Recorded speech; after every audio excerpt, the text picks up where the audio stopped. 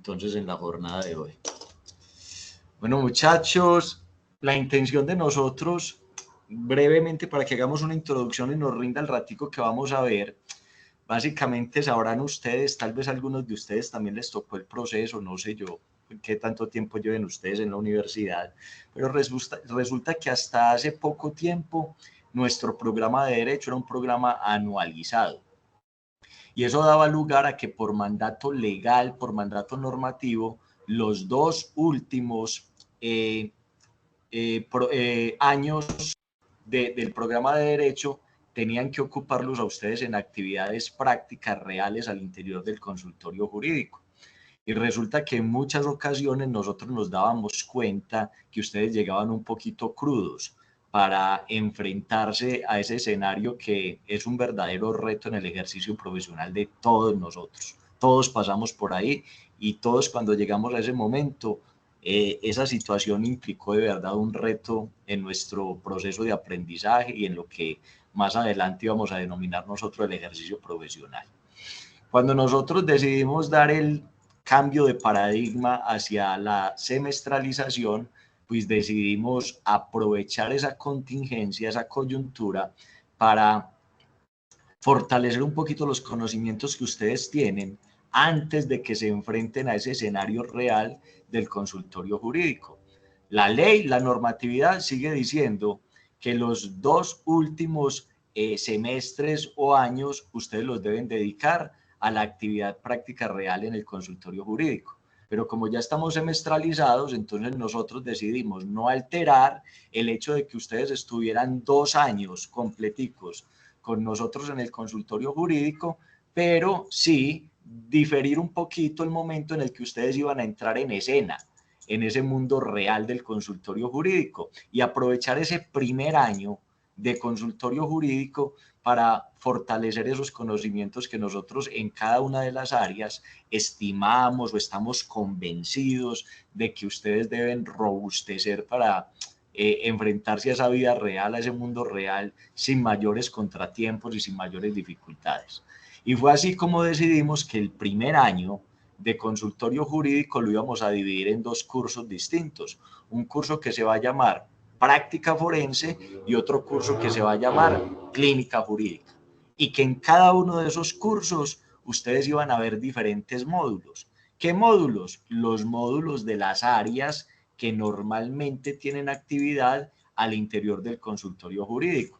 Es así como ustedes van a ver un módulo o ya vieron, no sé por qué, es la primera vez que yo no inicio, generalmente soy yo el que inicio, pero tal vez ustedes ya vieron el laboral, administrativo, familia y ahora están viendo penal.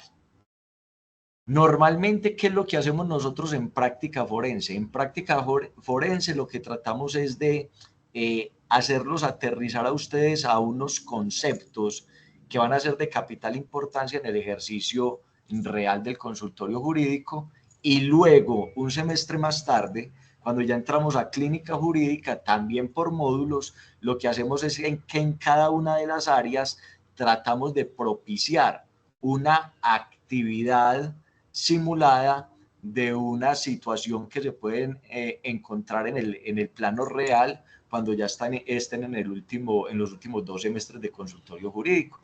Es decir, en esos últimos 2 semestres donde ya ustedes sí se van a enfrentar a casos reales, a problemáticas reales de personas que están urgidas de una asistencia legal en el consultorio jurídico.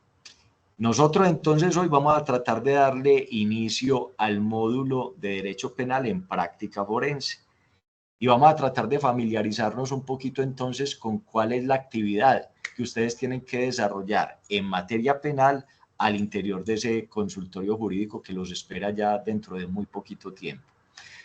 Quienes ya han visto clase conmigo saben que yo me apoyo en unas presentacioncitas, en unas diapositivas, entonces voy a proceder a compartir pantalla y ustedes me dirán si efectivamente alcanzan a visualizar esas diapositivas. Un momentico, por favor.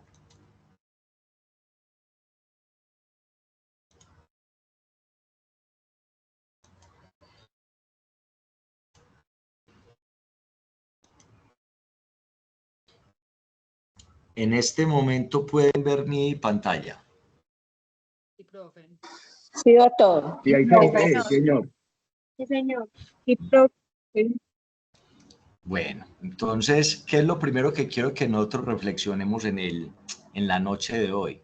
Vamos a mirar cuando ustedes lleguen a esos 2 últimos semestres de consultorio jurídico, cuáles son las alternativas que tienen. Porque digámoslo así, al interior del consultorio jurídico hay diferentes actividades que ustedes pueden cumplir para suplir ese curso de consultorio jurídico. Todas con la misma perspectiva. ¿Cuál es esa perspectiva? Pues hombre, fundamentalmente perfeccionar ese proceso de aprendizaje de ustedes, pero al mismo tiempo cumplir con una función social.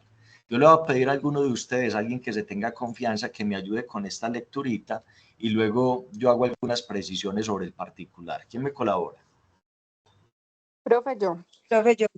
Bueno, hágale. Mira. Muy Consultorio bien, jurídico. estamos participativos, esa es la idea.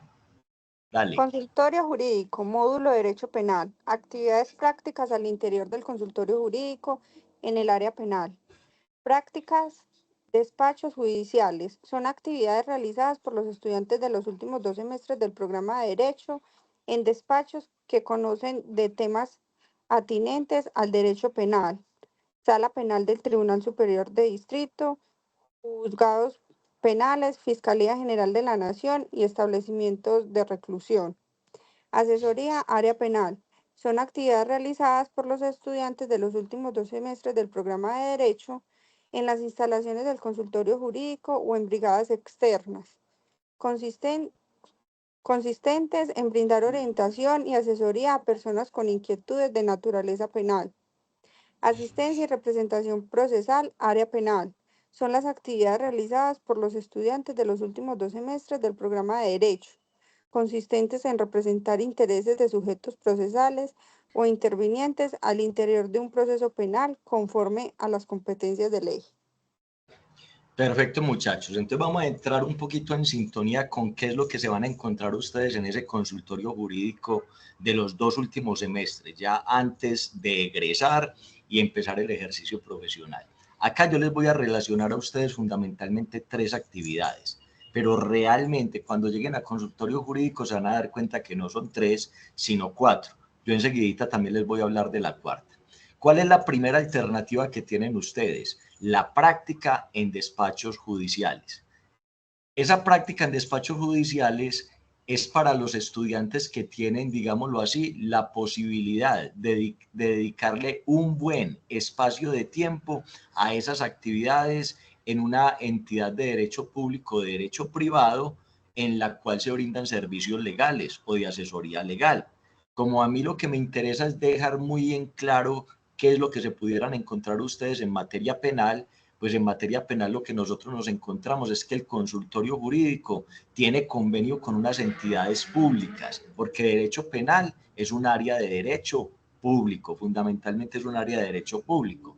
Entonces el consultorio jurídico tiene convenios fundamentalmente con varios despachos judiciales, con varios despachos de fiscalías, tenemos convenio con los tribunales del Distrito Judicial de Medellín, del Distrito Judicial de Antioquia y con algunos establecimientos de reclusión.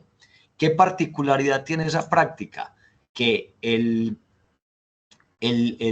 horario que deben cumplir ustedes es muy extenso, porque ustedes a lo largo del semestre tienen que cumplir al menos con 250 horas.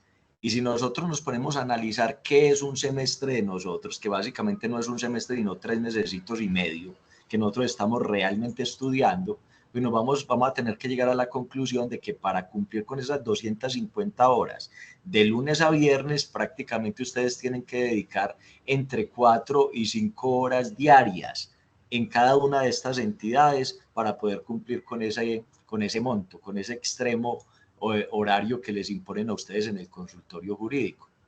Esa práctica, muchachos, es una práctica bien interesante.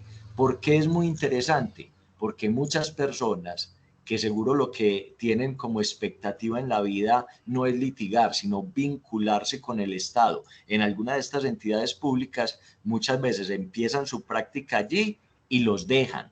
En principio los dejan cubriendo vacancias, cubriendo incapacidades, pero después les van abriendo provisionalidades y más adelante seguramente un concurso, y muchos de nuestros egresados pasaron por estas prácticas y hoy en día están vinculados a la rama judicial. Es muy interesante también esa práctica, ¿por qué? Porque digámoslo así, es un terreno donde se aprende mucho. Fundamentalmente, digámoslo así, dentro de todo ese abanico de posibilidades que tenemos allí, cuando ustedes deciden irse para un juzgado de control de garantías, para un juzgado de conocimiento o un juzgado de ejecución de penas, tienen la oportunidad de ser testigos de excepción de los problemas jurídicos más frecuentes en cada una de las distintas ritualidades procesales conforme se van presentando en esos juzgados, y también van a ser testigos de excepción de la forma correcta en la que se solucionan todas esas problemáticas jurídicas. Entonces, digámoslo desde ya para que quede absolutamente claro, esa es una práctica muy recomendada. Tienen que poner mucha atención. Si alguno de ustedes, de los que me está escuchando, quiere optar por una práctica de estas, tiene que ser que cuando ya terminen práctica forense y clínica jurídica, inmediatamente se matriculan para el semestre siguiente de consultorio jurídico, sean de los primeros que lleguen al consultorio, porque como son convenios, no con todos los juzgados, sino con algunos, y con esos juzgados que tenemos convenio no tenemos sino una o dos plazas en cada juzgado, pues son prácticas que se agotan rápidamente. Entonces la intención es que las personas que madrugan, que van rápidamente a concretar, a finiquitar el tema de sus prácticas en el consultorio jurídico, son las que van a tener mayores ventajas a la hora de elegir. Después de que ya han pasado los primeros 10, 12 días del semestre respectivo, seguramente ya lo que va a ir quedando son los remanentes, las prácticas que tal vez no apetecen tanto, las que son un poquito más engorrosas. Entonces la idea es que si esto los motiva a ustedes, pues ustedes traten de madrugarle a ese tema. No solo tenemos en la rama judicial, ahí también relaciono establecimientos de reclusión. No son muchas las plazas que tenemos en establecimientos de reclusión, la verdad.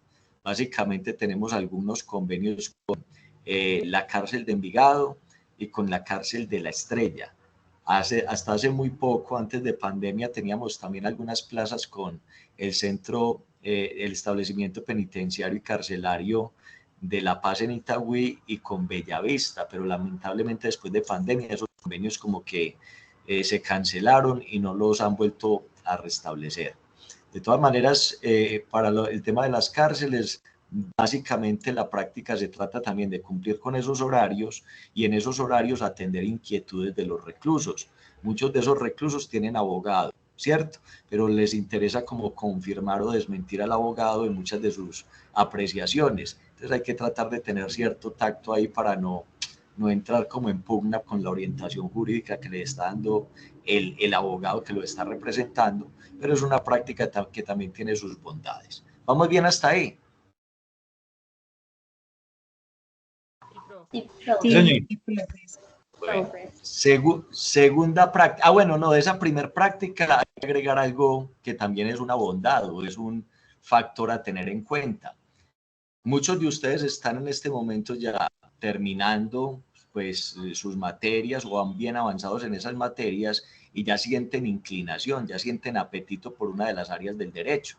Entonces, quienes se inscriben en esta práctica tienen esa posibilidad de que los convenios están en diferentes entidades públicas que tienen que ver, unas con derecho laboral, otras con derecho civil, otras con derecho de familia y otras con derecho penal. Entonces, digámoslo así, usted puede darle gusto a su apetito.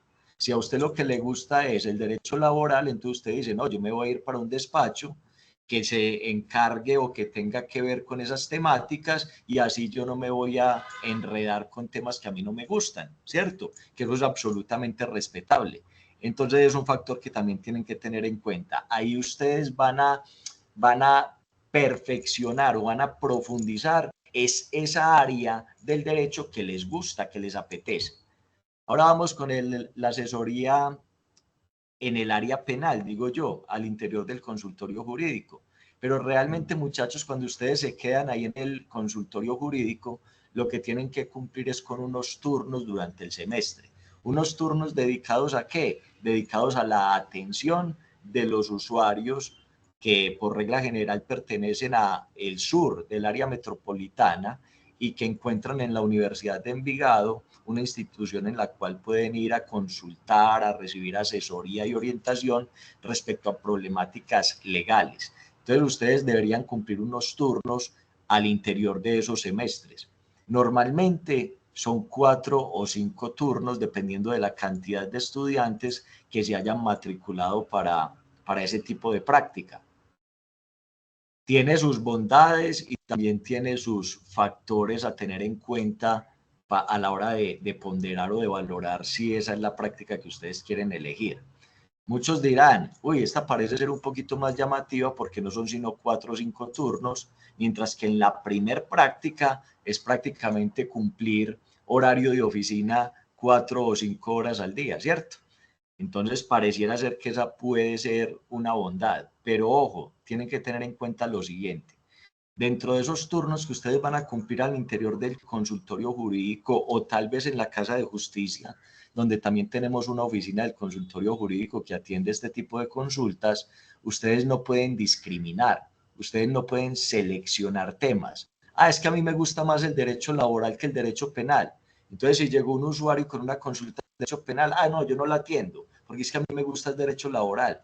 No se puede. Ustedes tienen que darle orientación, asesoría y eventualmente representación a todas las personas que lleguen a ese lugar en el horario en el que ustedes estén desarrollando ese turno.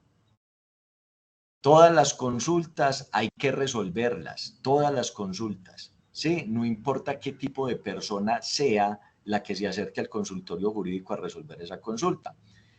Es cierto que el consultorio jurídico está pensado para brindar un apoyo, un acompañamiento a las personas de escasos recursos, pero eso no significa que si va una persona que aparentemente es de un estrato socioeconómico elevado, nosotros no le vamos a resolver la inquietud que tengan, porque entre otras cosas, la idea es que ustedes aprovechen esas inquietudes justamente para perfeccionar lo que han venido ya aprendiendo o para someterse a un reto y tratar de proporcionar una muy buena asesoría respecto a la temática que le están poniendo a consideración. Entonces allí no se selecciona absolutamente nada, todo se recibe. Desde ya es bueno que tengan en cuenta lo siguiente. En algunas ocasiones se van a acercar a algunos usuarios que lo que buscan es que los estudiantes de consultorio jurídico les ayuden o los acompañen en la contestación de demandas. Desde ya deben saberlo, aunque respecto a esto van a hacer una inducción cuando vayan a llegar a ese momento. Nosotros en los consultorios jurídicos no contestamos demandas. Y la razón para no contestar demandas es porque la mayoría de las áreas del derecho comprenden un término muy pequeño para contestar demandas. Generalmente son 3, 5 o en el mejor de los escenarios 10 días para contestar una demanda. Y resulta que eso riñe con el tiempo límite que ustedes tienen para dar una respuesta a los usuarios. Ustedes todas las respuestas que les van a dar a los usuarios se las van a dar por escrito. Nada de eso de que es que esta persona vino y consultó tal o cual cosa y yo dominaba muy bien ese tema, entonces yo le di la respuesta de inmediato. No, así no funciona. Todas las consultas de los usuarios se recepcionan por escrito, se llena un formato por escrito y los usuarios saben que se tienen que someter a que ustedes van a tomarse 10 días para de algún modo proyectar una respuesta, para presentarle esa proyección de respuesta al asesor del área respectiva, para que ese asesor la valide o le haga correcciones y para que ustedes finalmente acaten esas recomendaciones y presenten ya una respuesta completa digna de ser entregada al usuario.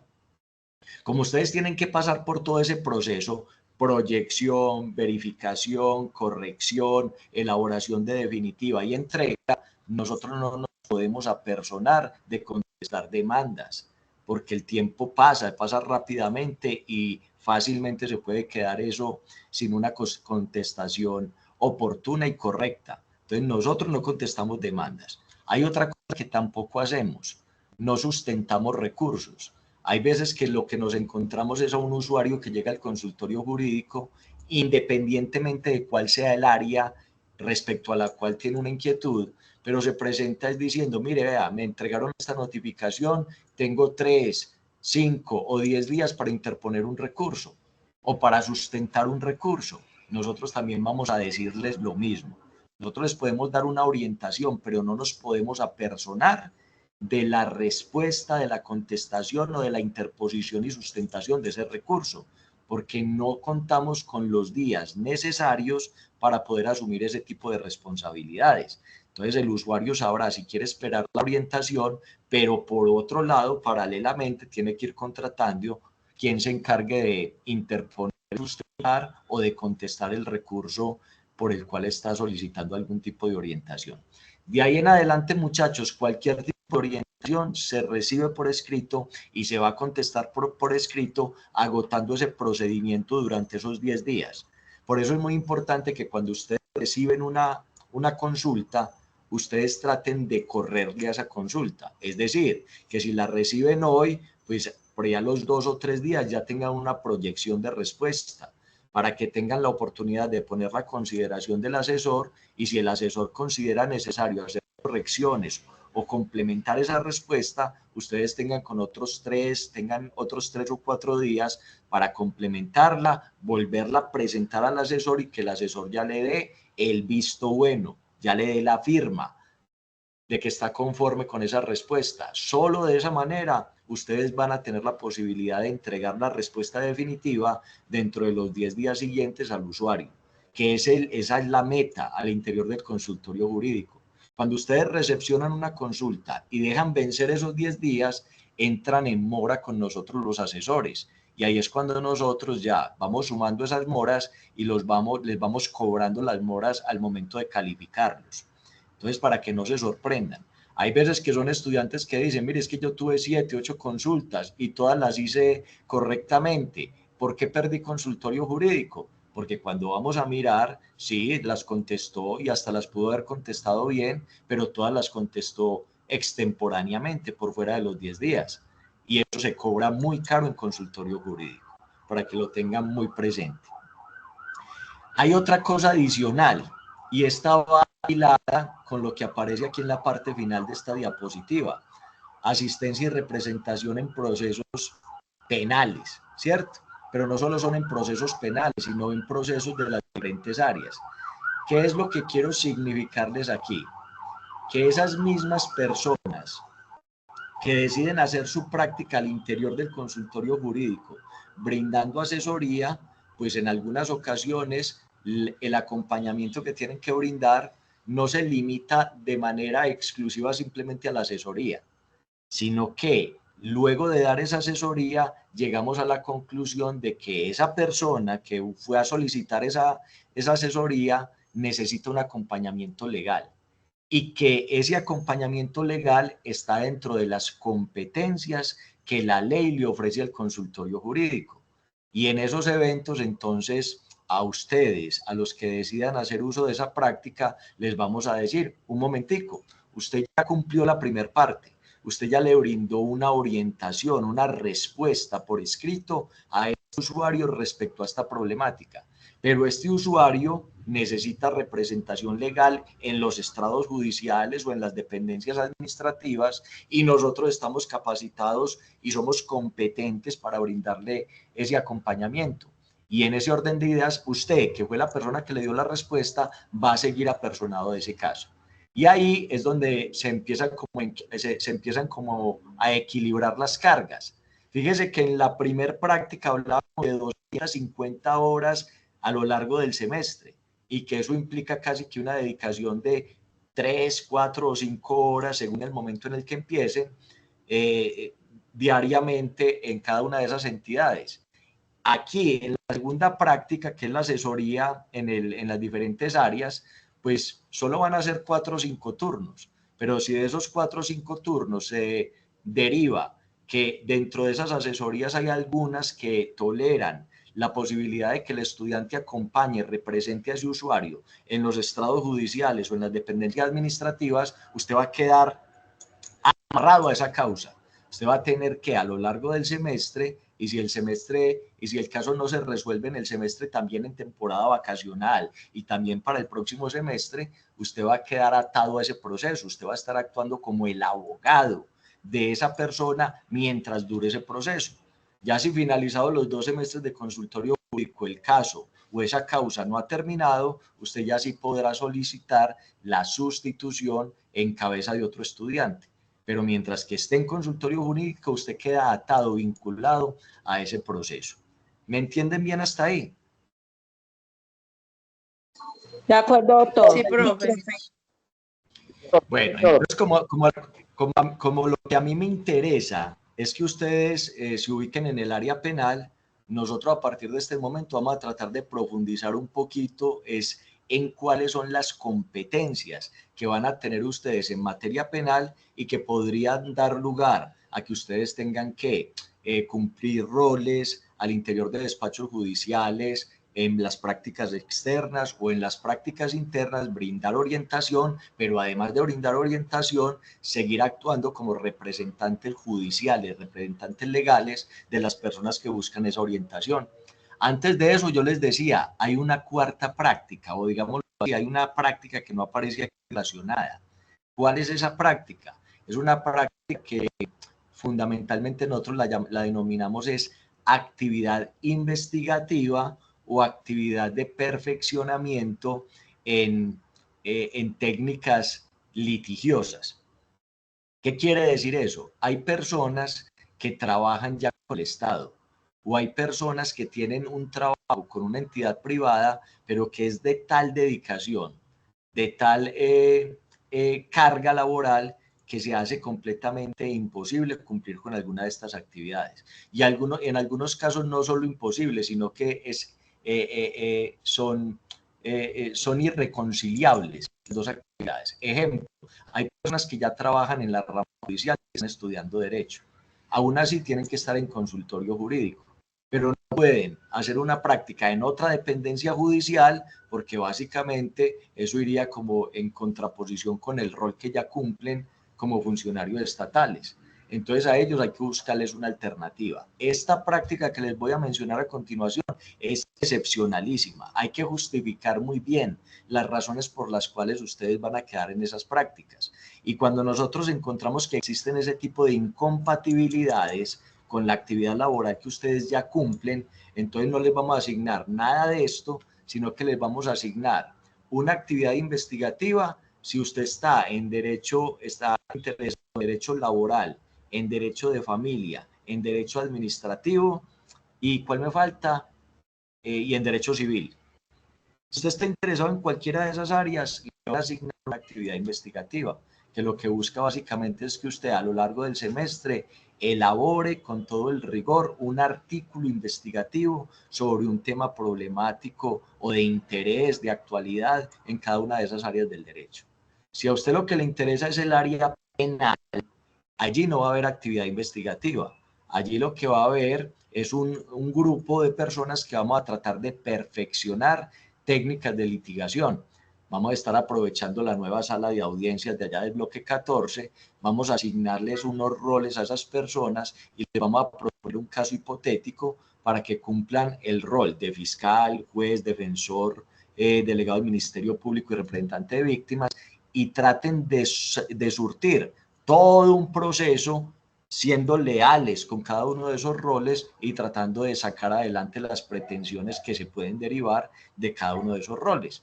Es una actividad interesante, pero vuelvo y le repito, es para personas que logren justificar de una manera muy solvente esa incompatibilidad que pueden tener por su trabajo con estas actividades que son las que deben primar al interior del consultorio jurídico. ¿Y por qué tienen que primar estas? Fundamentalmente porque con estas es que se cumple el doble propósito del consultorio jurídico. Nosotros en el consultorio jurídico queremos perfeccionar el conocimiento que ustedes tienen en cada una de las áreas, pero adicionalmente queremos que ustedes cumplan una función social con las personas más vulnerables del sur del área metropolitana de la ciudad de Medellín. Y eso solo se logra pues dándoles asesoría o acompañamiento legal en las diferentes dificultades que tienen. ¿Entendido? ¿O alguna inquietud hasta ahí?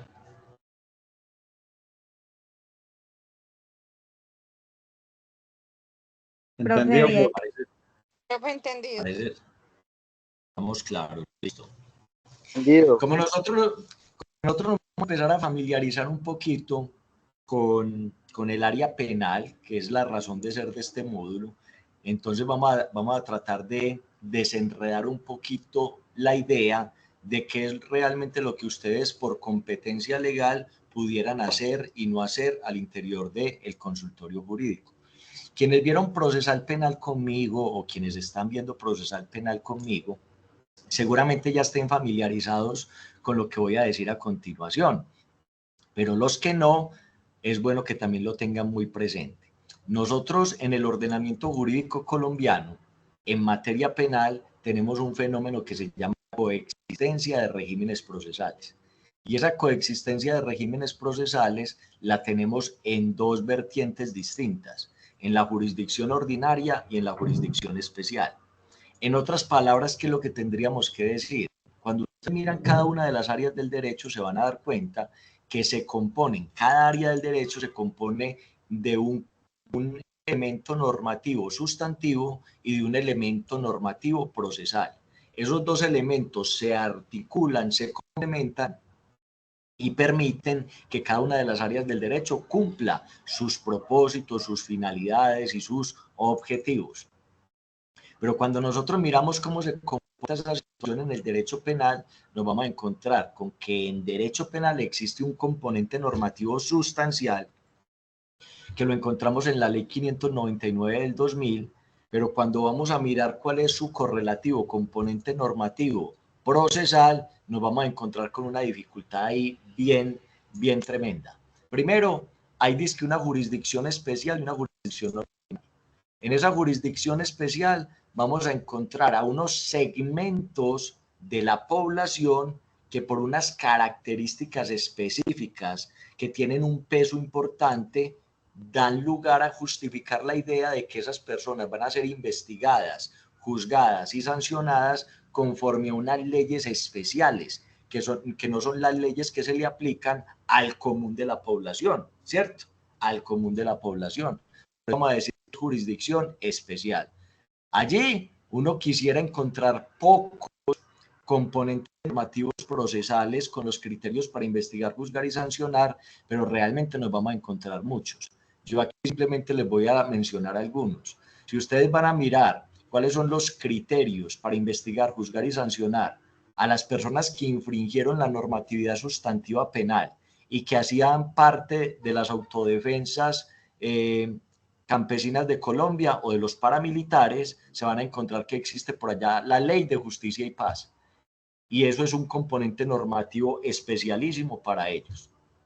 Si usted lo que encuentra es que quien incumplió o quien vulneró la normatividad sustantiva penal es un miembro de las FARC, entonces se va a encontrar con que ya existe un componente normativo procesal con los criterios para investigar, juzgar y sancionar a ese segmento poblacional, que es la ley, es la Justicia Especial para la Paz.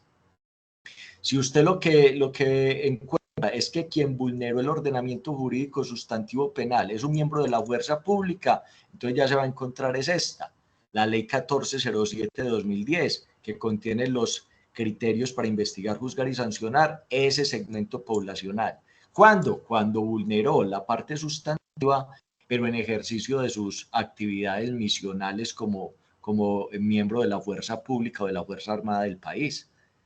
Si usted lo que encuentra es que quien vulneró esa normatividad es una persona que está entre los 14 y los 18 años, entonces se va a encontrar que existe un componente normativo procesal, que es el Código de Infancia y Adolescencia, que tiene un capítulo dedicado a los criterios para investigar, juzgar y sancionar comportamientos delictivos de ese segmento poblacional. Entonces mire que en materia penal nos vamos a encontrar unas dificultades grandes. ¿Cuál es la intención? Que ustedes vayan entendiendo, que vayan interiorizando lo complicado que es el derecho penal. No para que le huyan, no para que le corran, sino simplemente para que tengan un mayor sentido de responsabilidad frente a lo que hay que tratar de dominar si yo lo que quiero a la postre, a la vuelta de 2 o 3 años, es dedicarme al derecho penal, ¿cierto? Tengo que tener una visión muy general de un montón de componentes normativos procesales que me tienen que caber aquí en la cabeza si es que yo quiero litigar en esa área del derecho. Pues, no sé, tal vez alguno no esté de acuerdo conmigo, pero nada más que por la existencia de este fenómeno resulta justificable decir que es tal vez el área del derecho más compleja con la que ustedes se pueden llegar a encontrar, ¿cierto? Y la cosa no para allí, porque eso que acabamos de mencionar es solo cuando estamos analizando la jurisdicción especial. Pero si usted va a analizar la jurisdicción ordinaria, se va a encontrar con una situación similar. También hay coexistencia de regímenes procesales. ¿Qué es la jurisdicción ordinaria? Se supone que la jurisdicción ordinaria es aquella donde se encuentran todos los criterios para investigar, juzgar y sancionar los comportamientos delictivos que comete el común de las personas. Las personas comunes y corrientes, las normales, personas como ustedes y personas como yo. Como dicen por ahí los tratadistas y la jurisprudencia, los ciudadanos de a pie, los ciudadanos comunes y corrientes, los que no tenemos ninguna particularidad que dé lugar a que encajemos, encuadremos en alguno de esos componentes normativos especiales, el grueso de la población. Y cuando nosotros vamos a mirar entonces cuál es ese componente normativo, nos vamos a encontrar que no es uno, sino que son varios también. ¿Cuáles son fundamentalmente? La Ley 600 del año 2000, la Ley 906 del año 2004 y la Ley 1826 del 2017. Cada uno de esos componentes normativos de naturaleza procesal obedece a una filosofía, a una naturaleza, a unos principios y a una estructura completamente distintos. Y por eso se nos sigue complicando aquí un poquito la cosa, la situación que tenemos que analizar. No voy a profundizar mucho en esto porque tengo la ilusión, la expectativa de que ya lo estén haciendo en el curso de procesal penal, los que ya lo están viendo, quienes ya lo vieron también tal vez ya exploraron esa situación y los que no, pues seguramente van a tener la oportunidad a futuro de analizarlo con calma. Pero por ahora simplemente digamos lo siguiente, esa ley 600 del año 2000 es la que todo el mundo denomina es que el esquema inquisitivo o el esquema escritural, que realmente, ya cuando lo miren con juicio, se van a dar cuenta que no es que sea un esquema completamente inquisitivo, ni tampoco es completamente escritural. Lo que vamos a tener que observar respecto a esa ley 600 del año 2000, o lo que vamos a tener que concluir, es que es un esquema procesal mixto, es decir, que tiene un poquito de inquisitivo, pero también tiene un poquito de acusatorio, ¿sí? Y que en últimas lo que vamos a encontrarnos es que se inclina más por el lado inquisitivo. Tampoco es 100% escritural, porque tiene algunas, así sea poquiticas actuaciones que son orales. Cuando nosotros vamos a ver la ley 906 del año 2004, que se supone que es el esquema procesal más frecuente, con el que más nos vamos a encontrar en el ejercicio profesional cuando estemos enfrentándonos a esa jurisdicción ordinaria, se supone que es un esquema que en la calle denominan disque acusatorio, pero que desde la academia tenemos que precisar que no es netamente acusatorio, también es mixto, pero es una mixtura que se inclina más hacia lo acusatorio, se inclina más, pero es mixto. También dicen que es el esquema oral, pero también vamos a darnos cuenta, o tal vez ya hayamos despejado las dudas, de que no es 100% oral, que muchas actuaciones son orales, pero por ahí hay algunas que se desarrollan de manera escrita. Entonces no es 100% acusatorio ni es 100% oral. Y la ley 1826 de 2017 es un esquema procesal que pudiéramos denominar como un esquema procesal que pareciera ser un hijo o una hermanita menor de la ley 906 del año 2004, pero tiene su misma filosofía, tiene su misma principialística, su misma naturaleza y una estructura bastante similar. Esta ley 1826 de 2017 el esquema procesal que en la calle denominan como procedimiento penal abreviado o el procedimiento penal del acusador privado.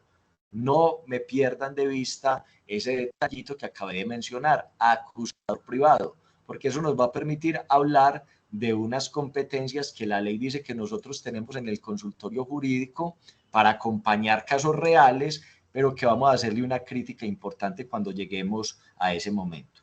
Esa ley 1826 de 2017, tal y como lo acabamos de indicar, por ser como una hijita o como una hermanita menor de la ley 906 de 2004, tenemos que decir también que es un esquema procesal mixto, pero que se inclina hacia lo acusatorio.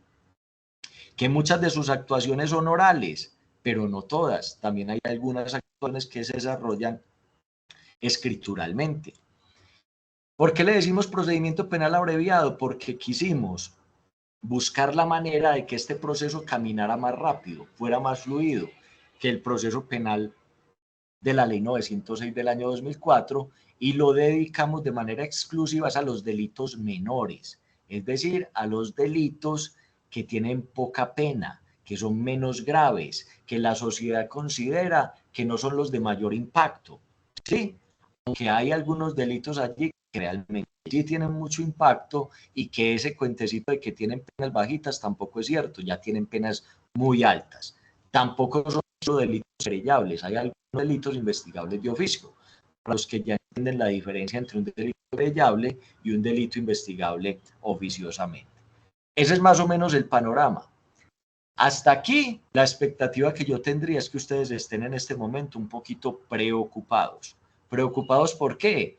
Porque es que hay que mirar el tamaño, la dimensión que tiene este mundo, el mundo procesal penal, para tener ese sentido de responsabilidad respecto a lo que a uno le depara este tipo de situaciones. Sin embargo, llega el momento también de empezarlos a serenar un poco. ¿Por qué? Porque a pesar de todo lo que les estoy mencionando, de que en materia penal el mundo procesal es complejo porque tiene regímenes especiales, regímenes ordinarios y que en cada uno de ellos hay coexistencia de regímenes procesales, vamos a empezar a notar que la norma que le establece competencias al consultorio jurídico realmente solo se ocupa de la jurisdicción ordinaria. Es decir, muchachos, primer punto de descanso.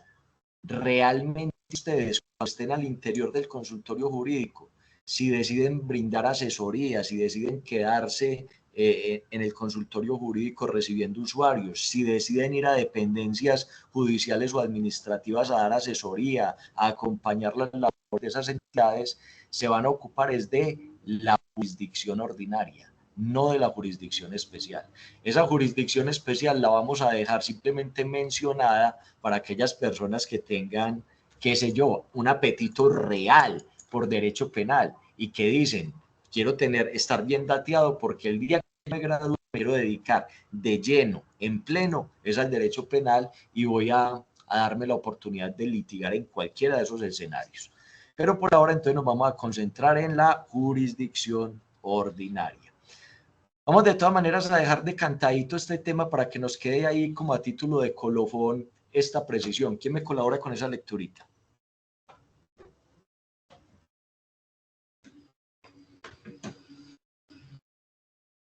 Nadie me colabora. Consultorio jurídico. En materia penal. Dale, Cami. Dale, Joa. Bueno, tipos de jurisdicciones en materia penal. Jurisdicción ordinaria.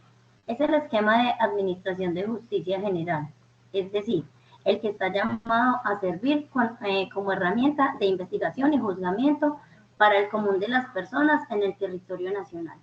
Ley 600 de 2000, Ley 906 de 2004 y Ley 1826 de 2017. Jurisdicción especial.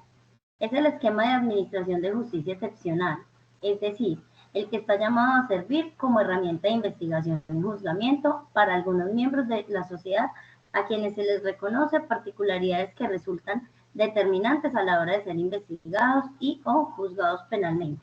Ley 1098 de 2006, Ley 1407 del 2020 y otros estatutos especiales indígenas.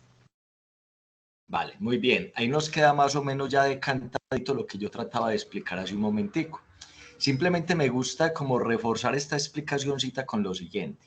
Hay personas que les parece como un poquito injusto este tema de la jurisdicción especial. Hay personas que dicen, oiga, pero ¿por qué? ¿Por qué la ley se tiene que diversificar en función de unas características especiales si se supone que todos somos iguales ante la ley? Si se supone que la ley debe darnos el mismo tratamiento y debe ser aplicada con la misma objetividad para todos. Resulta que eso en derecho sancionatorio y particularmente en derecho penal no es el estándar que realmente impera a nivel internacional. O sea, ¿qué quiero explicar? Esto no es un invento de nosotros. Esto es algo que aplica a nivel internacional como una garantía o un estándar de garantía en el derecho universal. Y es que usted tiene que ser juzgado por sus pares, por las personas que son iguales a usted, que están sometidas a las mismas condiciones, a los mismos niveles de estrés, a los mismos riesgos, a los mismos peligros. Y por eso es que se le abre paso a este tema de las jurisdicciones especiales. Si ustedes ven en ese tema, entonces, de justicia y paz, de justicia especial para la paz, uno lo que encuentra es que se crearon unos tribunales colegiados. Y en esos tribunales colegiados, pues hay jueces de diferentes vertientes o corrientes conceptuales y filosóficas. ¿Para qué? Para tratar de garantizar justamente ese estándar. En el estatuto de la justicia castrense o la justicia para los militares es básicamente la misma idea. Mire, usted tiene que ser, si usted violenta la normatividad penal, usted tiene el derecho a que si va a ser investigado, juzgado y sancionado, quien cumpla esa labor sea un par, alguien como usted, alguien que tiene la formación militar, que sabe cuál es el estrés de ser militar, que sabe cuáles fueron sus condicionamientos al momento de usted tal vez haber incurrido en ese comportamiento, cuáles eran sus niveles de estrés, cuáles eran sus miedos. Y por eso tiene razón de ser esta situación. Y fíjese que la jurisdicción ordinaria pasa exactamente lo mismo. En la jurisdicción ordinaria que está dirigida a investigar, juzgar y sancionar comportamientos delictivos del ciudadano común y corriente, del ciudadano de a pie, ¿quién es la persona que se encarga de ponderar, de valorar si usted tiene responsabilidad o no, si usted cometió o no cometió ese delito? Un ciudadano igual a usted, es decir, un civil, un civil. Entonces, mire que lo que se hace es tratar de respetar esta garantía, pero no es que se trate de un invento colombiano al cual debamos censurar o satanizar un poco, ¿no? Eso existe en todo el mundo occidental, para que quede eso absolutamente claro. Vamos nosotros entonces a concentrarnos, como les decía, en la jurisdicción ordinaria. Y ahí simplemente usted le da el datico de que el tema o el mundo procesal en materia penal es algo complejo, es algo técnico, que hay dos mundos distintos, jurisdicción especial y jurisdicción ordinaria, y que en cada uno de ellos hay coexistencia de regímenes procesales. Pero para lo que nos interesa en el futuro inmediato, que es el consultorio jurídico, vamos a tratar de decantarnos mejor por cuáles son las competencias que realmente nos ofrece la ley de consultorios jurídicos a ustedes, que son los estudiantes adscritos a ese consultorio jurídico y que están próximos a recibir encargos en ese mundo del derecho. ¿Quién me colabora con esta lecturita, por favor? Alina, consultorio jurídico, módulo de derecho penal, competencia de los estudiantes adscritos al consultorio jurídico en materia de asistencia y representación legal en procesos penales.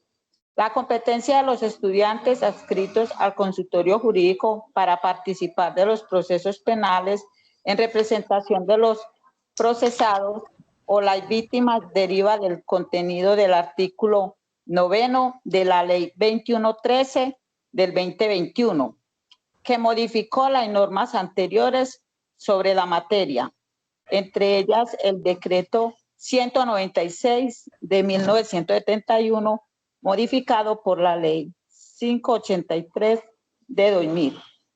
La nueva norma reza lo siguiente. Bueno, antes de que pasemos a lo que la norma actual indica, es bueno simplemente que ustedes ahí tengan como la siguiente referencia histórica.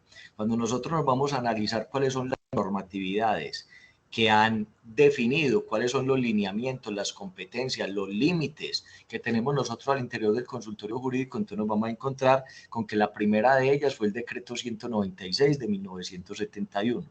Ese decreto 196 de 1971 fue modificado en algunas de sus partes o en algunos de sus artículos por la ley 583 del año 2000. Pero hoy en día esa ley 583 del año 2000 está derogada. ¿Está derogada por qué? Por la nueva ley de consultorios jurídicos, que es la 2113 del año 2021. Y esa es la que nos va a concentrar en el ratico que nos queda el día de hoy. Vamos a mirar el artículo 9 de la ley 2113 del año 2021, que es la que nos va a definir cuáles son las competencias de ustedes cuando lleguen a ese momento cumbre de su formación profesional, cuál es el consultorio jurídico. Pero vamos a mirar obviamente solo la partecita que nos dice cuáles son las competencias de ustedes en materia penal. La expectativa que yo tengo es que cada uno de los demás docentes se ocupe también de explicarles a ustedes cuáles son sus competencias, cuáles son sus labores, el alcance de esas labores según la ley de consultorio jurídico, pero en cada una de sus áreas. Vamos a concentrarnos nosotros en materia penal. Alina, continúa, por favor. Correcto. Artículo 9. Competencia general para la representación de terceros. Para el ejercicio de la representación de terceros determinados como personas beneficiadas del servicio en los términos de esta ley, los estudiantes, bajo la guía y el control del consultorio jurídico, podrán actuar en los casos establecidos en este artículo, siempre y cuando la cuantía no supere los 50 salarios mínimos legales mensuales vigentes, salvo la competencia aquí establecida en materia penal laboral y de tránsito. Primero, en materia penal, en los procesos de conocimiento de los jueces penales municipales o promiscuos municipales. A, como representantes de la parte civil en los procedimientos regidos por la Ley 600 de 2000 o representantes de víctimas en los procesos tramitados bajo la Ley 906 de 2004 o la norma que haga sus veces según el caso. B, como defensores o voceros en los procesos regidos por la Ley 600 de 2000 o como defensores en los procesos tramitados bajo la Ley 906 de 2004 o la norma que haga sus veces según el caso. C, en los asuntos querellables, así como en los procedimientos penales de los que conocen los juzgados municipales cuando actúen como jueces de conocimiento o como jueces de control de garantías, incluso si son juzgados promiscuos, sin perjuicio de lo dispuesto en la Ley 941 de 2005. D, como representantes del acusador privado en los términos de la Ley 1826 de 2017. 2. En materia penal, como apoderados de víctima en procesos de conocimiento de los jueces penales del circuito tramitados bajo la Ley 906 de 2004 o la norma que haga sus veces según el caso. Bueno, muchachos, ese es básicamente el tenor literal de la primera parte del artículo 9 de la ley 2113 del año 2021, que nos habla de las competencias que ustedes tienen en materia penal. Ojo con el encabezado. Dice encabezado que ustedes van a manejar una cuantía que no supere los 50 salarios mínimos legales mensuales vigentes. Obviamente, muchachos, esa cuantía no se tendrá en cuenta en materia penal. En materia penal, la cuantía no tiene ninguna relevancia. En materia penal, nosotros lo que vamos a defender son unas causas que expresamente el legislador consideró que era prudente, que era aconsejable que ustedes tramitaran, pero no tiene absolutamente nada que ver el monto de perjuicios o cualquier tipo de supuesto económico que se pueda establecer en cada una de causas penales. Simplemente nos vamos a circunscribir a los criterios objetivos que nos trae el numeral 1 y el numeral 2 de este artículo 9. Y tenemos que tener en cuenta también lo siguiente: para efectos de representar personas al interior del consultorio jurídico, sí vamos a tener muy en cuenta es la capacidad económica o el estrato socioeconómico de esas personas. Hace ratico, recuerden que no es un contrasentido respecto a lo que les mencioné ahorita. Cuando ustedes estén cumpliendo esos turnos al interior del consultorio jurídico, todas las personas que quieran ir a recibir una orientación, a recibir un concepto de parte de ustedes, vamos a recibirlos bien, vamos a escucharlos, vamos a tomar su inquietud y vamos a darle respuesta. Allí no vamos a hacer ningún tipo de filtro, ningún tipo de filtro. Todo el que vaya le vamos a entregar respuesta si se somete a recibir esa respuesta dentro de los 10 días siguientes al momento en el que va al consultorio jurídico. Pero recuerden también que hace rato les mencionaba que tal vez de la respuesta que ustedes ofrezcan se derive la idea de que además de respuesta, esa persona puede tener un acompañamiento legal en uno de estos eventos que estamos mencionando acá en el artículo 9 de la Ley de Consultorios Jurídicos. Y allí es donde vamos a tener la siguiente consideración. En principio, se supone que los estudiantes de consultorio jurídico no son abogados para todo el mundo, porque es que no se trata también que vamos a dañar el ámbito profesional de los que con tanto esfuerzo se graduaron y están en la calle esperando a ver si les llegan clientes. No vamos a afectarlos a ellos para nada. Los estudiantes de universidad adscritos a consultorio jurídico se supone que son abogados de gente pobre, de gente que no tiene recursos económicos para contratar un abogado de confianza. Y nosotros tenemos que tratar de velar porque eso se cumpla al interior del consultorio jurídico. Para eso hemos establecido un criterio más o menos objetivo. ¿Cuál es ese criterio objetivo? Hombre, cuando la persona va, nosotros le hacemos un análisis de cuál es el estrato socioeconómico al que pertenece. Y si nosotros concluimos que es una persona que pertenece a un estrato socioeconómico 3, nivel 3 o inferior, entonces vamos a considerar que es viable. En principio es viable hacerle ese acompañamiento si es que está dentro de las competencias de la ley. Podemos encontrarnos la siguiente situación. Hay una persona que pertenece al estrato socioeconómico nivel 3 o nivel 2 y resulta que va a buscar una asesoría respecto al cobro de unas letras de cambio que por unos préstamos que hizo, y generalmente préstamos millonarios. Dice, hombre, si esa persona, a pesar de estar en un estrato socioeconómico 3, tenía dinero para prestar y esa es como su actividad ordinaria laboral, prestar dinero, entonces no es que esté tan necesitada tampoco.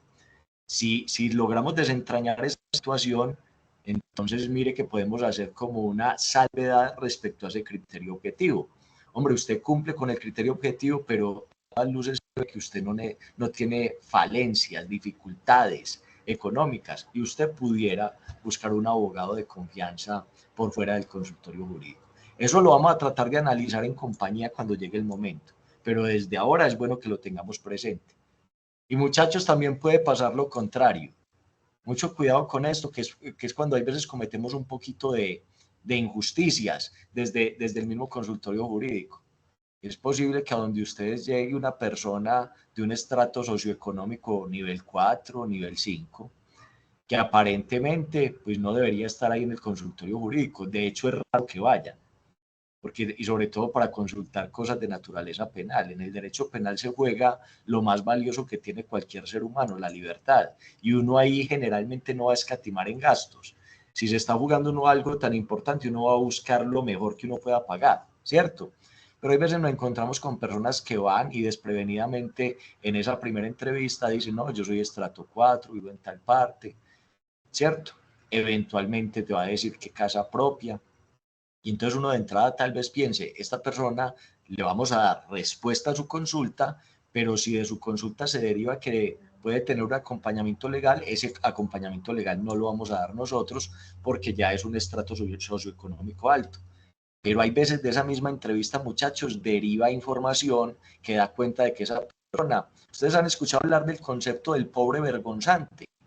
El pobre vergonzante es la persona que se avergüenza de ser pobre, que realmente es pobre, pero trata por todos sus medios de sostenerse en un estrato socioeconómico al cual naturalmente no pertenece. Y hace todo tipo de maniobras por permanecer allí y cada vez se va desenlodando más en problemas y en problemas y en problemas, ahogándose en problemas por estar donde no debería estar.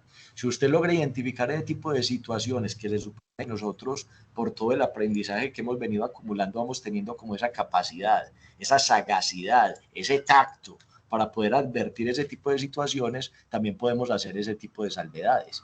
Lo consultamos, obviamente, ustedes lo consultan con el director, con el asesor del área.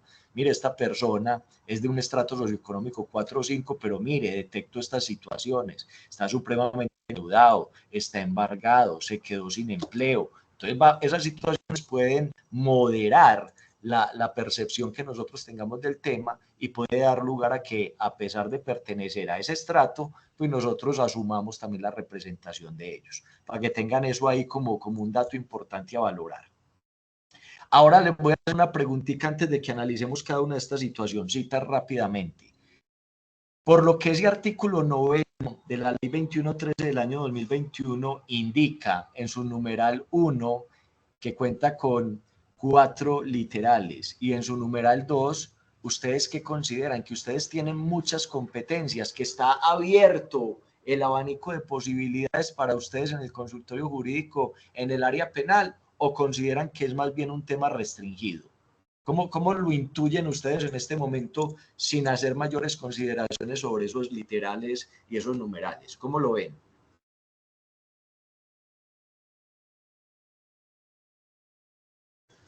¿Se me durmieron? Intuitivamente, ¿cómo lo ven? ¿Un abanico generoso de posibilidades o un abanico restringido? Muy amplio, profe. Muy amplio, muy bien. Sí, pareciera ser que la idea inicial es que es un abanico amplio de posibilidades. Y si a usted le gusta el derecho penal, entonces usted va a decir, uy, voy a tener grandes alternativas de explorar el litigio penal en el consultorio jurídico. Si por el contrario usted es una persona que le tiene prevención, que le tiene miedo al derecho penal, tal vez esté angustiado, porque, uy, van a ser muchas las posibilidades de que yo me enfrente a algo que realmente a mí no me gustaría enfrentarme. Pero vamos a, sea para bien o para mal, vamos a tratar de decantar un poquito esto, porque la verdad es que no es tan amplio como se ve. ¿Cómo vamos a saber que no es tan amplio como se ve? Haciendo un análisis de cada una de esas competencias y lo vamos a mirar desde dos perspectivas, desde una perspectiva práctica y desde una perspectiva teórica, o mejor, desde una perspectiva primero teórica y después práctica, a ver si eso realmente se cumple o no. Vamos a tratar nuevamente de leer, pero vamos a tratar de leer entendiendo el contexto de las cosas. Pila, no es leer por leer, entendamos el contexto. Nos están diciendo que ustedes, ya dentro de poquito, cuando estén en los últimos 2 semestres de la carrera, van a estar en el consultorio jurídico real y que allí se van a poder apersonar de muchos casos, entre esos casos de naturaleza penal. Y para saber cuáles casos de naturaleza penal, entonces leemos el artículo 9. Y ese artículo 9 tiene varios numerales. En materia penal, solo numeral 1 y 2. Empecemos con el numeral 1. Dice que ustedes van a ser competentes en los procesos de conocimiento de los jueces penales municipales o promiscuos municipales. Y a renglón seguido vienen los literales A, B, C y D. ¿Qué debemos entonces entrar a entender? Que para saber si ustedes pueden litigar respecto a procesos que sean de competencia de los jueces penales municipales o promiscuos municipales, se tienen que dar las eventualidades de esos 4 literales. No es en cualquier caso de competencia de un juez penal o promiscuo municipal, sino en estos. Y es respecto a estos que nosotros vamos a hacer esta ponderación desde el punto de vista teórico y desde el punto de vista práctico. Empecemos con el primero. Ese literal A empieza diciendo que ustedes van a poder actuar como representantes de la parte civil en los procedimientos regidos por la Ley 600 del año 2000, coma. Entonces vamos a analizar primero esa partecita. ¿Ustedes creen? Recuerden que la Ley 600 del año 2000, para los que de pronto ya vieron procesal o están viendo procesal, es un esquema procesal que tiene criterios para investigar, juzgar y sancionar comportamientos delictivos por regla general cometidos hasta el 1 de enero del año 2005. Vamos a dejar simplemente esa fronterita ahí. Los que han visto clase conmigo saben que es un poquito más complejo que simplemente 1 de enero del año 2005, pero como hoy no se trata de profundizar en temas o en problemáticas procesales, sino simplemente de analizar esto con precisión, vamos a llegar a la siguiente conclusión. ¿Ustedes creen? Yo les voy a preguntar desde el punto de vista intuitivo. ¿Ustedes creen que al día de hoy estamos a 20 de agosto del año 2024, ¿ustedes creen que ustedes sí pudieran llegar a ser representantes de la parte civil en los procedimientos regidos por la Ley 600 del año 2000? Intuitivamente, ¿qué creen? Pues yo iba a consultar con respecto a eso, pero yo digo que no. Entonces ya son temas más complejos. ¿Por qué no intuitivamente? Por la complejidad de cómo se regía hasta ese momento el sistema acusatorio y de pronto lo delicado que es, porque ya son delitos ya muy representativos. Bueno, mire una cosa, desde el punto de vista teórico, nosotros tendríamos simplemente que decantarnos por lo que la ley dice. Si la ley está diciendo que ustedes pueden ser representantes de la parte civil en los procedimientos regidos por la Ley 600 del año 2000, pues teóricamente pueden ser. Pero dijimos también que íbamos a analizar eso desde el punto de vista práctico. Y desde el punto de vista práctico es donde surge una dificultad. Recuerden que les dije que cada uno de estos literales teníamos que analizarlo en función de lo que dice el numeral primero. Entonces dice, como representantes de la parte civil en los procedimientos regidos por la Ley 600 del año 2000, pero no cualquier procedimiento regido por la Ley 600 del año 2000, sino solo aquellos que son de competencia de los jueces penales municipales o promiscuos municipales. Y ahí es donde desde el punto de vista práctico se van a encontrar ustedes una dificultad, que los procesos penales de los que conoce el juez penal municipal o promiscuo municipal son los procesos penales por delitos menos graves, por delitos de menos impacto, por delitos menos relevantes, es decir, delitos que tienen penas muy bajitas o que son las penas más bajitas dentro de todo ese mundo de penas que aparecen en la parte sustancial del Código Penal. Si eso es así, pues vamos a tener que llegar a una indefectible conclusión. Y es que al día de hoy, 20 de agosto del año 2024, no es posible que existan procesos penales de competencia de los jueces penales municipales o promiscuos municipales en la Ley 600 del año 2000 por una situación clarísima, y es la prescripción de la acción penal.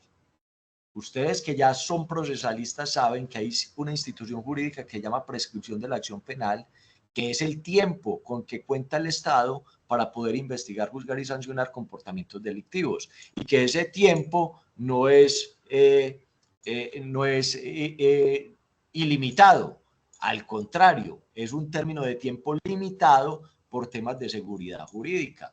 ¿Y cuál es la limitación? Es el máximo de pena establecida en cada delito contado a partir del momento en el que supuestamente ocurrió el delito. Muchachos, esa ley 600 del año 2000 estuvo en vigencia plena hasta el 1 de enero del año 2005. ¿Cuántos años han pasado? ¿Cuántos años han pasado? Casi 20 años. Eso quiere decir que al día de hoy, todos esos delitos que eran de competencia de los jueces penales municipales o promiscuos municipales, regidos por la Ley 600 del año 2000, ya tuvieron que haber sido resueltos, y si no fueron resueltos, respecto a ellos ya tuvo que haber operado la prescripción de la acción penal. No pueden estar vigentes. Y entonces aprovecho para hacerle una censura al legislador. Miren que a ustedes les vienen diciendo que el legislador es sabio. ¿Y cómo es que el legislador que hizo esta ley 2113 apenas ahorita en el 2021 vuelve y coloca una situación acá que en el plano práctico jamás se va a poder materializar? Porque incluso para el año 2021 ya todos esos delitos habían prescrito. Eso ya no existe. Entonces, ¿para qué van a colocar eso ahí? ¿Entendido? Por ese lado, entonces mire que le vamos quitando todavía más cargas a ustedes como estudiantes cuando entren a consultorio jurídico. Ninguno de ustedes va a poder ser representante de la parte civil en procedimientos regidos por la ley 600 del año 2000 cuando sean de competencia de los jueces penales municipales o promiscuos municipales. No van a poder. ¿Claro esa situación? Sí, señor, muchas gracias. Sí, profe. Bueno, vamos por la otra. Dice, representantes de víctimas en los procesos tramitados bajo la ley 906 del año 2004 o la norma que haga sus veces según el caso. Ahí, pues muchachos, para no demorarlos mucho, de una vez, ustedes pueden colocar ahí en sus notas. Aquí es donde seguramente vamos a encontrar la mayor cantidad de oportunidades de apersonarlos a ustedes en causas penales, como representantes de víctimas en la ley 906 del año 2004 o la norma que haga sus veces. Cuando aquí hablan de la norma que hace sus veces, básicamente nos están hablando desde ya de la ley 1826 del año 2017, que es la que hace las veces de esquema procesal cuando estamos en presencia de delitos querellables o delitos menores que por regla general son de competencias de los jueces penales municipales o promiscuos municipales, pero que se cuentan es a partir del 12 de julio del año 2017. Eso lo entenderán mejor en civil, en procesal penal, pero desde ya entonces mencionémoslo. Ahí es donde seguramente para todos ustedes, los que decidan hacer parte del consultorio jurídico, yo voy a tener la posibilidad de asignarles 1 o 2 casos para que se apersonen de ese tipo de procesos en representación de víctimas. ¿Vamos bien hasta ahí? Es así, tiene un chulito positivo. Ahí sí van a poder. Vamos para el literal B. Dice que como defensores o voceros de los procesos, regidos por la ley 600 del año 2000 o como defensores en los procesos tramitados bajo la ley 906 del año 2004 o la norma que haga sus veces según el caso. Mire que ese literal B nos trae 2 alternativas, que ustedes van a ser defensores. Cuando les están hablando de defensores, les están hablando de qué, de que ustedes van a representar a quién.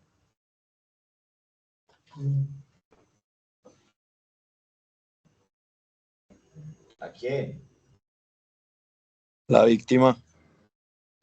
Sí será. Sí será. Pensémoslo bien. Perdón, al victimario.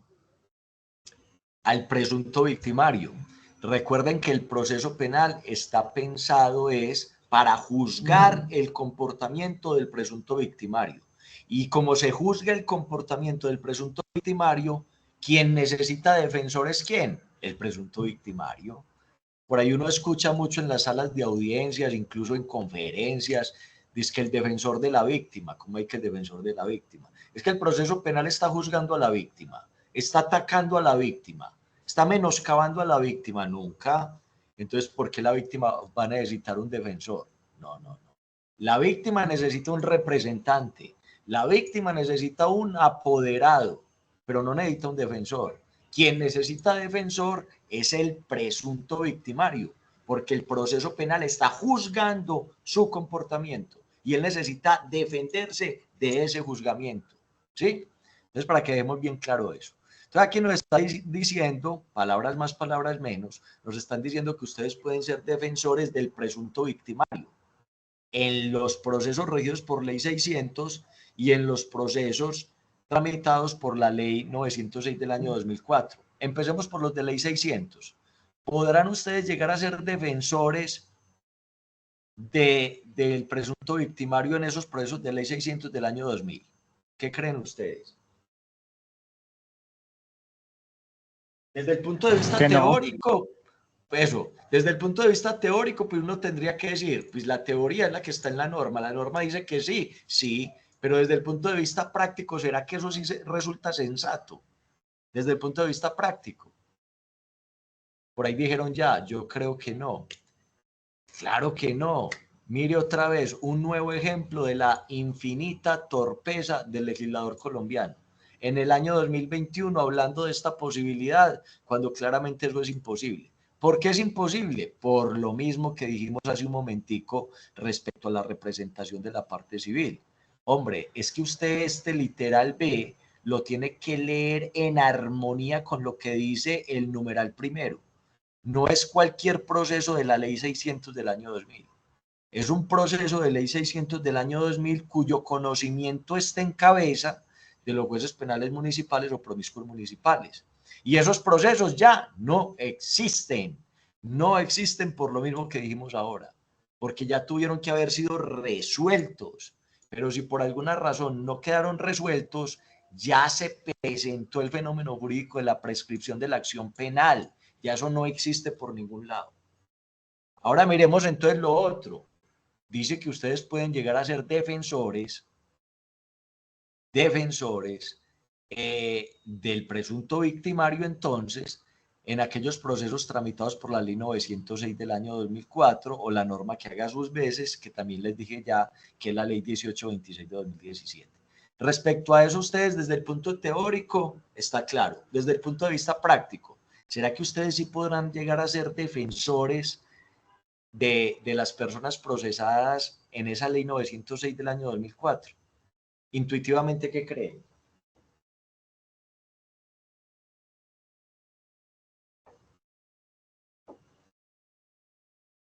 Sí, profe. ¿Será que sí? ¿Segurísima? Bueno, pues entonces yo les voy a contar de una dificultad práctica que hay. Cuando se implementó la ley 906 del año 2004, se establecieron unas dinámicas muy técnicas para litigar en esa ley. En otras palabras, el sistema penal mixto con tendencia a lo acusatorio, que es esta ley, es mucho más técnico a la hora de litigar que la ley 600 del año 2000. Como es tan técnico, pues básicamente se estableció que las personas de escasos recursos podrían acudir a la Defensoría Pública, que la Defensoría Pública es un estamento a cargo de la Defensoría del Pueblo en el cual se va a brindar ese apoyo con profesionales del derecho técnicos en litigación de ley 906 del año 2004. Eso da lugar a qué? A que normalmente cuando una persona necesita un defensor, pues dice ser de escasos recursos y esa solicitud la primera, a la primera dependencia a la que va dirigida es a la Defensoría Pública. Y la Defensoría Pública nunca dice no. Pueden estar llenos de trabajo, llenísimos de trabajo, pero si alguien necesita ese acompañamiento, ellos siempre dicen sí y siguen acumulando y acumulando. Hay causas, mirando a ver en qué forma pueden solventar eso, pero nunca nos dejan remanentes a los consultorios jurídicos. Pero adicionalmente les cuento lo siguiente. Supongamos que algún día ya la Defensoría Pública rebasa las posibilidades que tiene de brindar asistencia legal, rebasa esas posibilidades y nos dice a los consultorios jurídicos, empiecen a recibir ustedes. Ya será cuestión de cada consultorio jurídico definir si puede o no puede asumir cada una de las representaciones, pero desde ya les digo, el consultorio jurídico de la institución universitaria de Envigado no lo aceptaría. ¿Por qué no lo aceptaría? Porque nosotros creemos que las defensas penales deben ser defensas penales activas. Quienes vieron pruebas penales conmigo ya saben un poquito de qué estoy hablando. En virtud de ese principio de presunción de inocencia, se supone que usted, si quiere, como procesado, puede guardar pasividad y que la fiscalía investigue a ver si yo soy responsable o no del delito. Pero yo estoy tranquilito confiando en la presunción de inocencia. Pero resulta que es un error usted confiar tanto en ese principio de presunción de inocencia y lo recomendable realmente es que usted se defienda activamente en el proceso penal si usted es el procesado.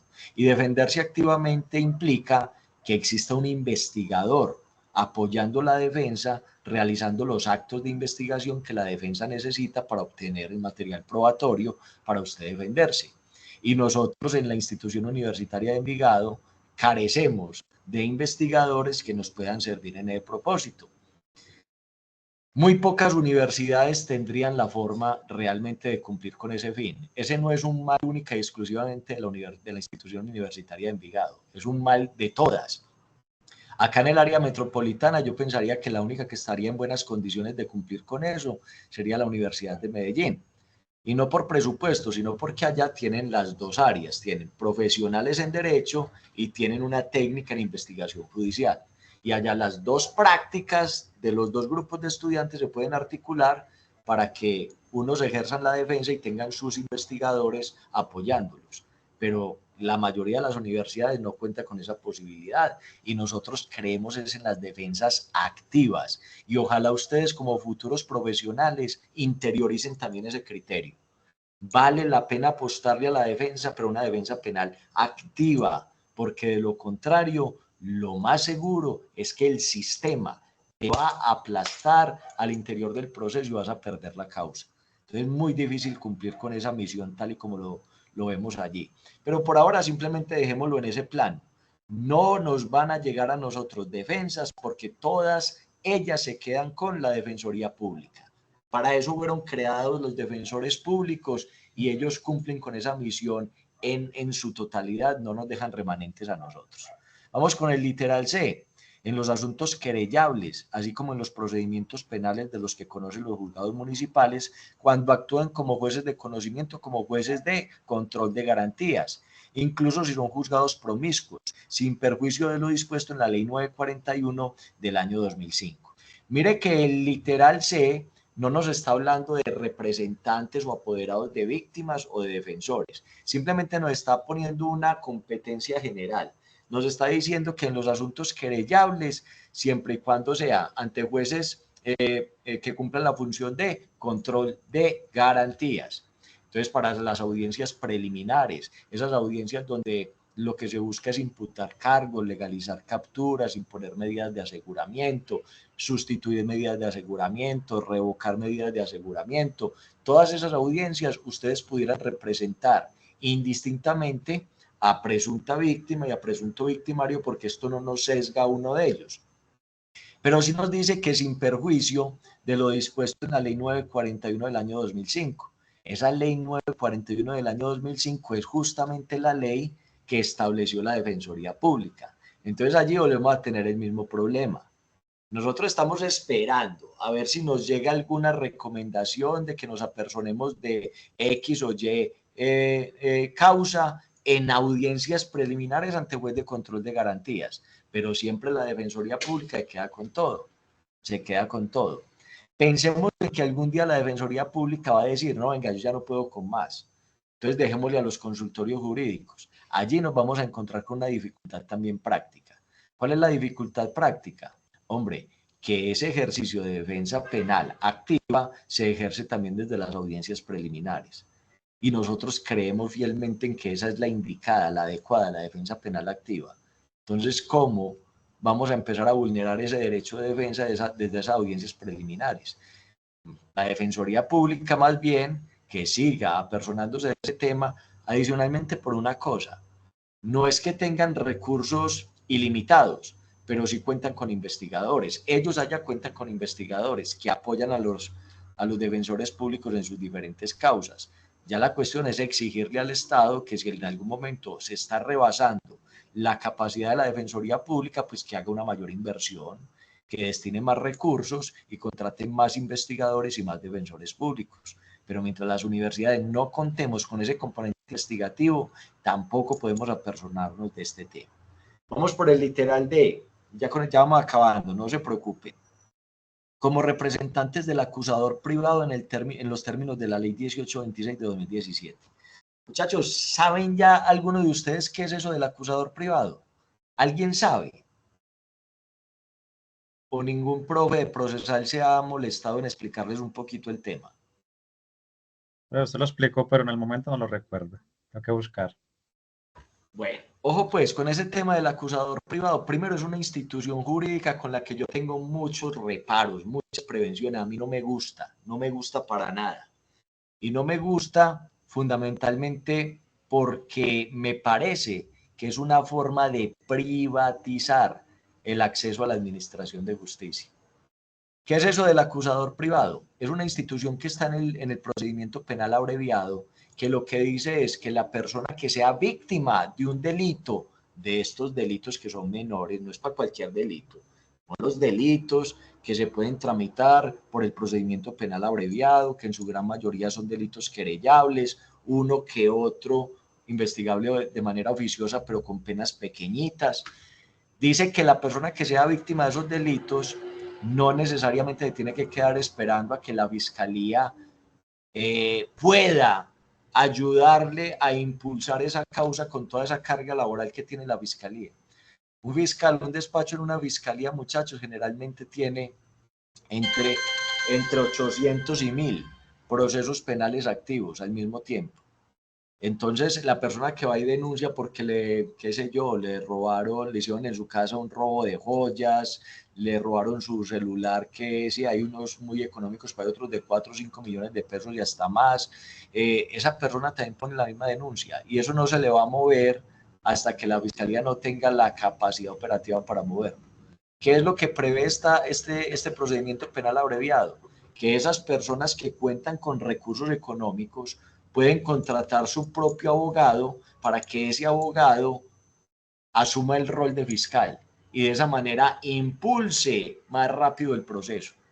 Fíjense que esa es una forma de privatizar justicia, como quien dice, el mensaje que le estamos dando a la gente es, quien tenga recursos económicos puede obtener una pronta y cumplida administración de justicia porque puede contratar su propio fiscal, su fiscal de bolsillo, para que le trabaje a él y exclusivamente a él en una causa. Y el que no, pues no se preocupe, el Estado no lo va a desatender. Presente la denuncia, que eso va por reparto a alguna de las fiscalías que tiene 1000, 1500 casos y algún día ese fiscal hará alguna cosa por él. Fíjese que es una forma de privatizar justicia. Hay quienes dicen, no, pero venga, es que no es privatizar justicia, porque mire que para eso es que esta ley le está entregando esa facultad a los consultorios jurídicos, justamente para que las personas de escasos recursos, pues entonces puedan también encontrar en un estudiante la persona que se va a encargar de ser su fiscal de bolsillo. Entonces ahí vamos con las siguientes reflexiones, muchachos. Primero, cuando a mí me preguntaron en el consultorio jurídico qué opinaba yo de asignarles responsabilidades a ustedes como acusadores privados, lo primero que dije fue imposible, imposible. Y hoy en día me sostengo en eso. Cada que me llaman a reunión, ¿será que replanteamos esto? Que es que ya hay unas universidades que están hablando de implementarlo. Pues cada universidad sabrá si lo implementa o no. Ojo, al día de hoy ninguna lo ha implementado. Pero hay algunas que de vez en cuando ponen como el dedo en la llaga y dicen, ¿por qué no tratar de implementar pilas? Yo siempre me voy a oponer. ¿Por qué me voy a oponer, muchachos? Por temas de seguridad, temas de seguridad. Mire, uno que ya ha trajinado bastantico en esto, sabe que los bandidos respetan mucho a los funcionarios de la fiscalía. ¿Por qué? Porque los entiende, arropados por esa superinstitución que es la Fiscalía General de la Nación. Les da miedo, generalmente los respetan mucho, que de vez en cuando aparece algún atravesado que atenta contra un fiscal, contra un investigador, sí, pero esa no es la regla. Eso realmente es algo muy excepcional. La mayoría de los bandidos respetan a la persona que lo está investigando porque los entiende parte de un súper estamento que es la Fiscalía General de la Nación. Ustedes se imaginan, ustedes actuando como fiscales contra un bandido y ustedes simples estudiantes mortales de una universidad, en muchos de los casos movilizándose con por servicio público, de pronto a pie al interior del municipio y teniendo, excúsenme la palabra, una culebra de esas por ahí respirándole en la nuca. Es que ese es el fiscal, es el que las da de fiscal y que me va a judicializar a mí.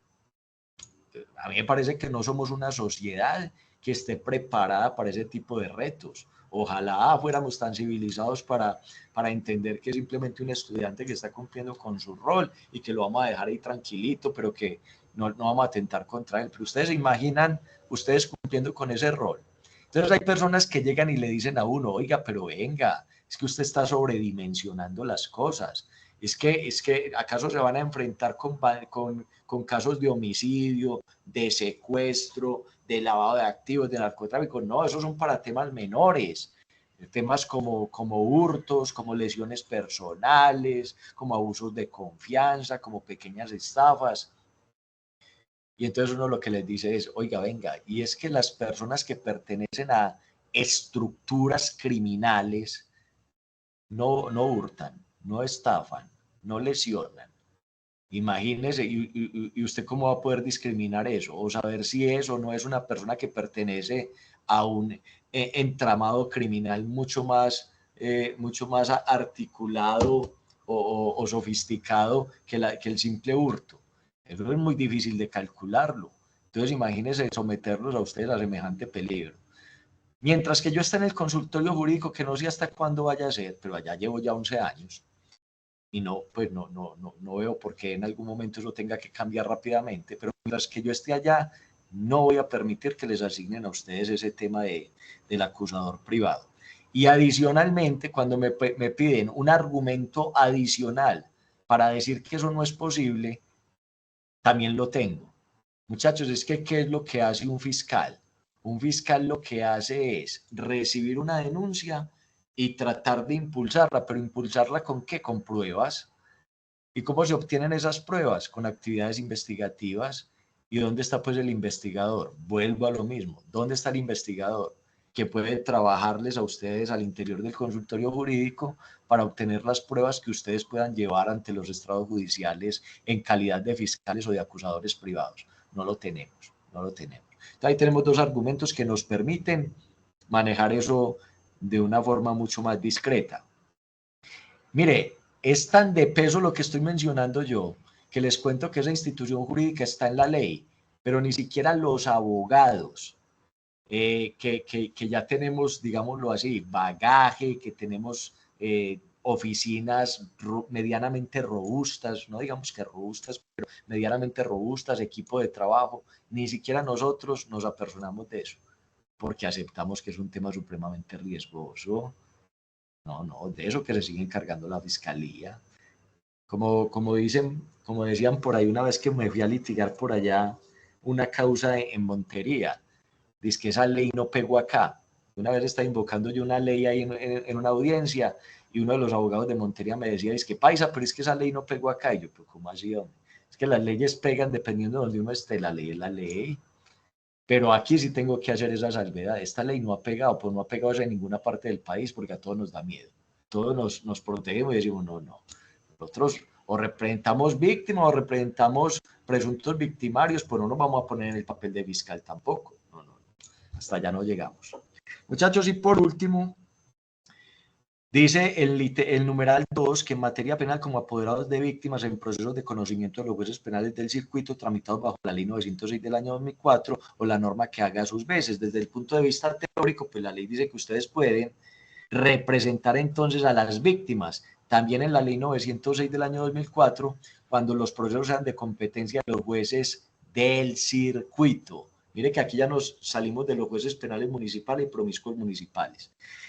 ¿Qué quiere decir esto? Que van a ustedes a personarse también en posición de representantes de víctimas de unos casos un poquito más elaborados. Ustedes pudieran ser representantes de víctimas en procesos de homicidio, de, qué sé yo, de falsedad en documento público, de delitos contra la administración pública, celebración indebida de contratos, peculados, prevaricatos. Ustedes pueden representar a víctimas y esta es la gran conclusión de la charla de hoy. De todo este derrotero de posibles actividades que ustedes van a desarrollar en el consultorio jurídico, al momento de irlo decantando se va limitando, circunscribiendo básicamente a dos alternativas. Ustedes van a poder ser representantes de víctimas en los procesos de conocimiento de los jueces penales municipales o promiscuos municipales regidos por la ley 906 del año 2004. Y ustedes van a ser también representantes de víctimas en los procesos de ley 906 de 2004 de competencia de los jueces penales del circuito. Y allí es donde vamos a tener una gama bien amplia para asignarles casos a ustedes. Restricción, no van a poder ser representantes de víctimas en delitos que tramitan o conozcan los jueces penales del circuito especializado. ¿Por qué? Porque la ley no nos menciona los circuitos especializados. que es donde se manejan temas de narcotráfico, de terrorismo, de extorsión, de secuestro extorsivo, de uso y porte de armas de uso privativo restringido de la fuerza pública y demás. Pero sí vamos a tener una gama importante allí. Muchachos, me acabó el tiempo. La próxima semana vuelvo y les envío el link a las 5:30, 5:40 y nos conectamos otra vez a las 6 para seguir a partir de este evento. Si alguien tiene una pregunta, estoy presto aquí a contestarla. Si no, pueden ir a sus actividades a partir de las 8 de la noche sin ningún problema. Muchas gracias, profe. Sí, Muchas Doctor, gracias. gracias. profe. Gracias. bueno, Profe, pues, gracias, muy bien. chao. Hasta luego. Gracias, profe. Profe, Señor. Gracias, profe. profe, hablas con Tomás Echeverry. Profe, yo tuve un problemita y entré tarde a la clase porque estaba, pues acá por mi casa estamos sin energía y calculé mal la batería del celular y no, pues yo no tengo computador y calculé mal la batería del celular y no tenía forma y apenas llegué mi mamá, entonces me pegué ahí del carro. Entonces a ver si de pronto ya tomaba lista, profe, lo de la asistencia y eso. Sí, señor, ahí te puse la asistencia. Igual tenemos que mirar que en el récord que nos da asistencia después de la reunión hayas estado conectado un buen ratico. Pero por ahora te la puse, ¿listo? Ah, listo, profe, dale. Muchísimas gracias. Bueno, pues que estés muy bien. Igual, hasta luego, profe. Chao.